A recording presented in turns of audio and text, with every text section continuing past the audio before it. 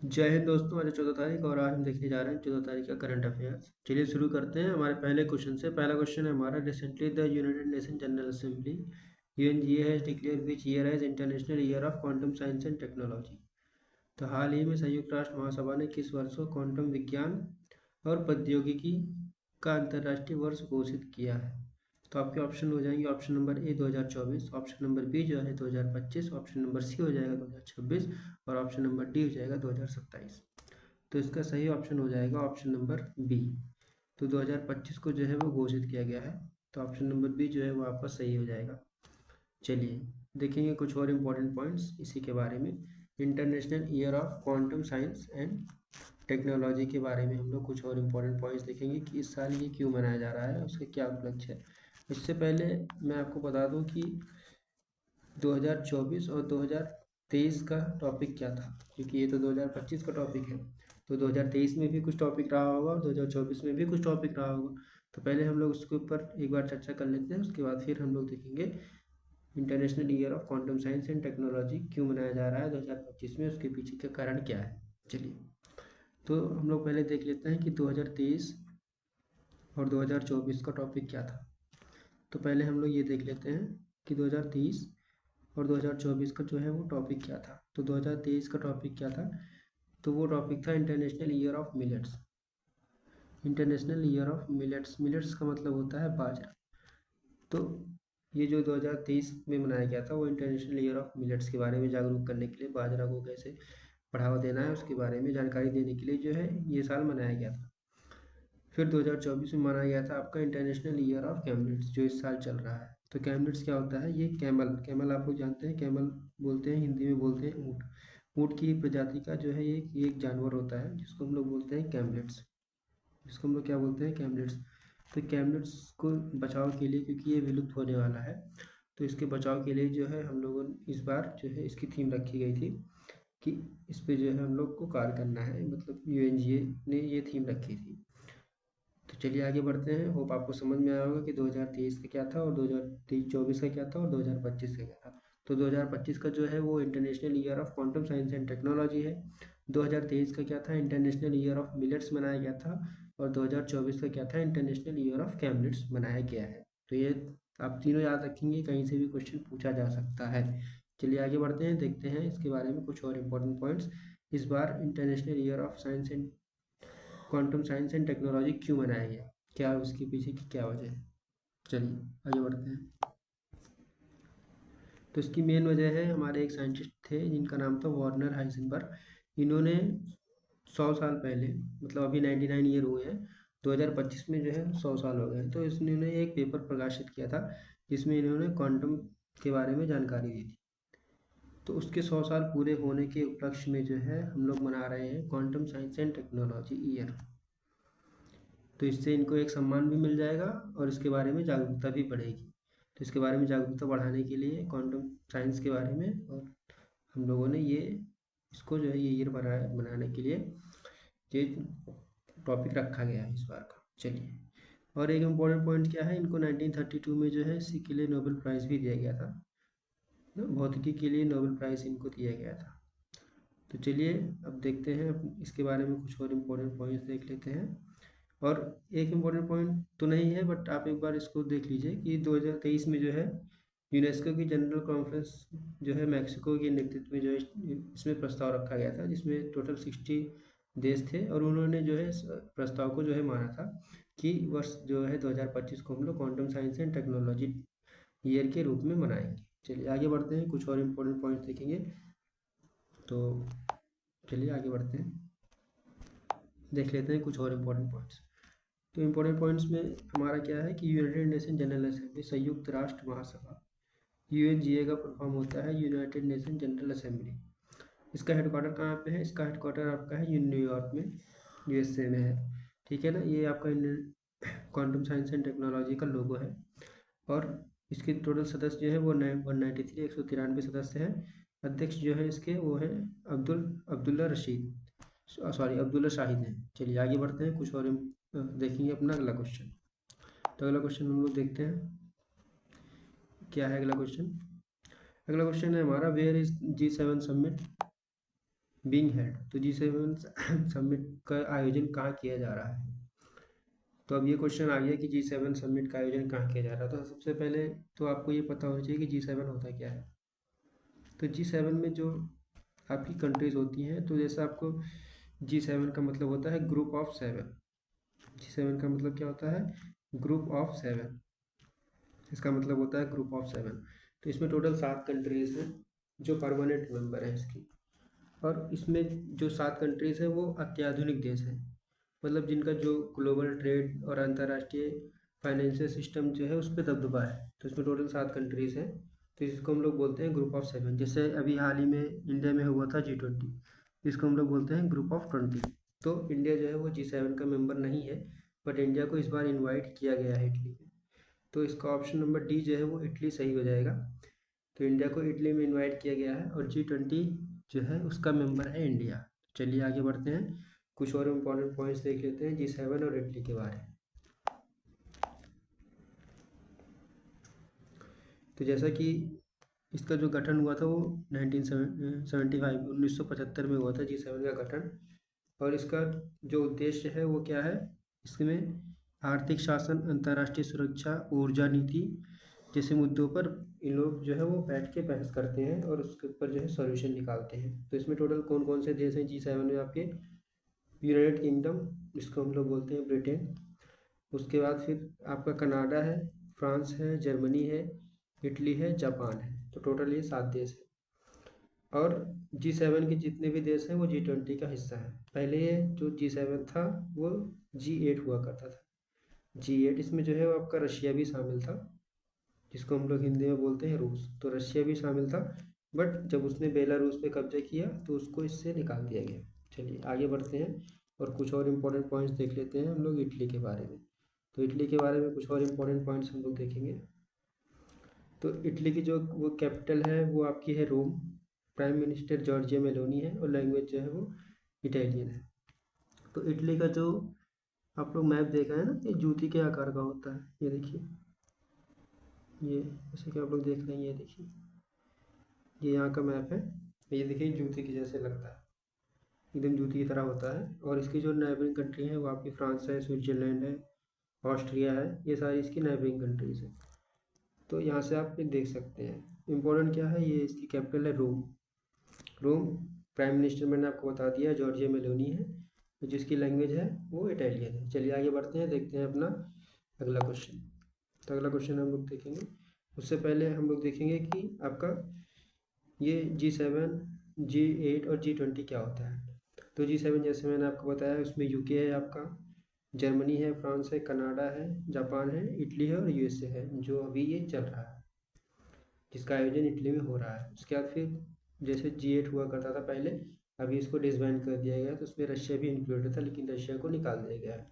G20 में क्या क्या है? तो G20 में तुर्की आपका, उसके बाद European union, Argentina, Saudi Arabia, Indonesia, China, Australia, India, south Africa, ये सारे देशों को ऐड करके जो है ग्रुप ऑफ 20 बनाया गया है। इसको हम लोग बोलते हैं G20 शॉर्ट। ठीक है, चलिए आगे बढ़ते हैं, देखते हैं अपना अगला क्वेश्चन। तो अगला क्वेश्चन है हमारा, who recently release the container port performance index. तो हाल ही में कंटेनर पोर्ट प्रदर्शन सूचकांक किसने जारी किया है? तो इसमें आपके ऑप्शंस हैं world economic forum, world bank, UNESCO और नन ऑफ दीज। तो इसमें क्या होता है, आपके कंटेनर के रख रखाव के बारे में, कंटेनर का कैसा रख रखाव है, शिपमेंट का क्या है, इसके बारे में जो है एक रिपोर्ट जारी की जाती है हर साल। तो उसमें वो रिपोर्ट किसने जारी की है, ये आपका क्वेश्चन पूछा गया है। तो इसका ऑप्शन नंबर ए सही हो जाएगा, वर्ल्ड इकोनॉमिक फोरम। तो चलिए आप देखते हैं इसके बारे में कुछ और इम्पोर्टेंट पॉइंट्स देख लेंगे क्या होता है ये। तो आपका वर्ल्ड इकोनॉमिक फोरम क्या होता है, इसमें सीमा शुल्क कितना लगता है, क्या है, ज़्यादा है कम है, उसके बारे में उसको देखते हुए ये रिपोर्ट तैयार की जाती है। ठीक है, शिपमेंट में अच्छी व्यवस्था है नहीं है, लॉजिस्टिक में कैसी व्यवस्था है से, उसके बाद गुणवत्ता कैसी है सामान की। तो इसको सबको देखने के लिए देख के जो है ये रिपोर्ट देते हैं कि हाँ ये जो है ये पोर्ट इतने नंबर पे है, ये पोर्ट इतने नंबर पे है, ऐसे जो है ये रिपोर्ट दी जाती है। ये रिपोर्ट दी जाती है वर्ल्ड इकोनॉमिक फोरम की तरफ से। और इसका जो मुख्यालय है वो आपका है क्लोगनी स्विट्जरलैंड में। कहाँ पे है? क्लोगनी स्विट्जरलैंड में जो है इसका मुख्यालय है और इसकी स्थापना हुई थी 1971। तो इसमें और कुछ इम्पोर्टेंट जानने लायक ऐसा कुछ है नहीं, बस आपको टोटल जो याद रखना है वो इम्पोर्टेंट क्या है कि इसमें जो है इसको रिपोर्ट देता कौन है। तो इसकी रिपोर्ट देता है आपका वर्ल्ड इकोनॉमिक फोरम, बस आपको यही याद रखना है, बाकी इसमें इतना डिटेल में पूछता नहीं है।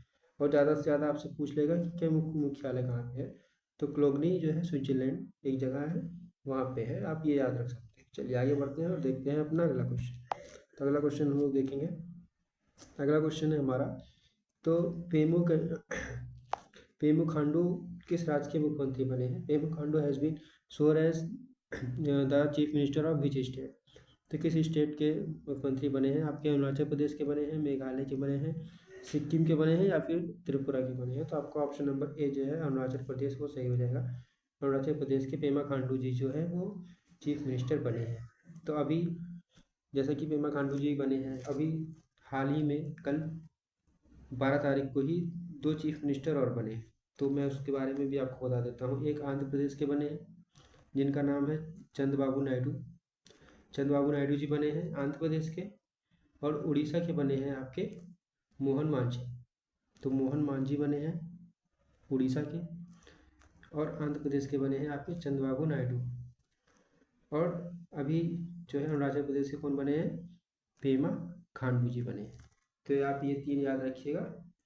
चलिए आगे बढ़ते हैं और देखते हैं अपना अगला क्वेश्चन। अगला क्वेश्चन देखने से पहले कुछ अरुणाचल प्रदेश के बारे में भी कुछ इंपॉर्टेंट पॉइंट्स हम लोग देख लेते हैं। तो अरुणाचल प्रदेश की जो राजधानी है वो क्या है, वो भी हम लोग देखेंगे। तो इसकी राजधानी जो है वो है ईटानगर। ये कभी कभी एग्जाम में पूछ लेता है, तो एक आप राजधानी जो है वो देख लीजिएगा, ठीक है। और इसकी जो है बॉर्डर शेयर करता है चाइना के साथ, जो पहले तिब्बत हुआ करता था बट अभी चाइना ने कवर कर लिया है। और आप देखते होंगे कि न्यूज़ आती रहती है ना, अभी तवांग रीजन में जो है कुछ कॉन्फ्लिक्ट भी हुआ था, तो ये जो है यहाँ से चाइना के साथ जो है वो बॉर्डर शेयर करता है। उसके बाद भूटान के साथ भी शेयर करता है ये, ठीक है। और जो इंडिया के स्टेट्स के साथ बाउंड्री शेयर करता है उसमें आसाम है, आपका नागालैंड है, और म्यांमार तो एक कंट्री है, ये अलग कंट्री है। पहले ये इंडिया का हिस्सा हुआ करता था जिसको हम लोग बर्मा बोलते थे, तो अभी ये अलग कंट्री है। तो 3 कंट्रीज़ के साथ जो है ये सीमा से साझा करता है, चाइना के साथ करता है, म्यांमार के साथ करता है और भूटान के साथ करता है। चलिए अब आगे बढ़ते हैं और देखते हैं अपना अगला क्वेश्चन। तो अगला क्वेश्चन है हमारा, what is India rank in the global gender gap index 2024? तो ग्लोबल जेंडर गैप इंडेक्स 2024 में भारत की रैंक क्या है? तो ये भारत की रैंक इस बार 129 है, अभी बहुत कम हो गई है। इससे पहले जो है वो रैंक अच्छी थी बट अभी जो है वो डाउन हो गई है, तो 129वीं रैंक है। अच्छा, ग्लोबल जेंडर गैप इंडेक्स क्या होता है? तो ये आपको जो होता है जैसे मेल और फीमेल के बीच का जो गैप होता है, गैप का मतलब जैसे कि आप लोग किसी भी संस्थान में महिलाओं और पुरुषों की मतलब अगर 50-50% दोनों को बराबरी का हक दिया जाए तो वो मतलब गैप जो इंडेक्स है वो सही माना जाता है। लेकिन हमारे देश में क्या है, हमारे देश में अगर कहीं पे भी काम कर रहे हैं तो पुरुष आपको ज़्यादा मिलेंगे, महिलाएं कम मिलेंगी, तो इसलिए हमारी जो रैंकिंग है वो बहुत ज़्यादा कम है। अभी आपने देखा होगा कि अभी मंत्रियों ने शपथ ली तो उसमें 2 या 3 मंत्री जो है वो ही सिर्फ महिला मंत्री बनी है, बाकी जो है कैबिनेट मंत्री बनी है, बाकी सारी महिलाएं वो सारे पुरुष ही बने हैं। तो इससे आप अंदाज़ा लगा सकते हैं कि ग्लोबल जेंडर इंडेक्स जो है वो भारत में बहुत ख़राब है। तो चलिए आगे बढ़ते हैं और देखते हैं कुछ और इम्पोर्टेंट पॉइंट्स। तो इसमें टोटल हम लोग देख लेते हैं। नेबरिंग कंट्री हमारा जो है वो स्थान है वो 129वां। पड़ोसी देश बांग्लादेश का जो है वो 99 नंबर पे है, चीन 106 नंबर पे है, नेपाल 117वें नंबर पे है, श्रीलंका 122वें नंबर पे है, भूटान 124वें नंबर पे है, पाकिस्तान 145वें नंबर पे है और आइसलैंड नंबर 1 पे है। तो 93.5% जो यहाँ पे इक्वलिटी है महिला के साथ, ठीक है। और हम लोग जो है 129 नंबर पे है, ठीक है। हम लोगों में क्या है, समलैंगिक अंतर कितने परसेंट का है? तो ये है 68.5%, ठीक है। तो चलिए अब पढ़ते हैं आगे और देखते हैं अपना अगला क्वेश्चन। तो 146 देश है टोटल, 146 में हमारी रैंक आती है 129 और पाकिस्तान की आती है 145। मतलब पाकिस्तान में जो है महिलाओं को बिल्कुल भी कहीं पे भी जो है वो बराबरी का हक नहीं दिया जाता है, और इंडिया में भी ऐसा ही कुछ होता है, ऐसा जो है इस रिपोर्ट में के हिसाब से पता चलता है। चलिए आगे बढ़ते हैं और देखते हैं अपना अगला क्वेश्चन। तो अगला क्वेश्चन है हमारा, nearly 40 Indians died and 50 were injured in a fire eight worker house faculty in country on June 12 2024। तो 12 जून 2024 को किस देश के एक श्रमिक आवास सुविधा में आग लगने से लगभग 40 भारतीयों की मृत्यु हो गई है। 40 भारतीयों की मृत्यु हो गई और 50 लोग घायल हो गए।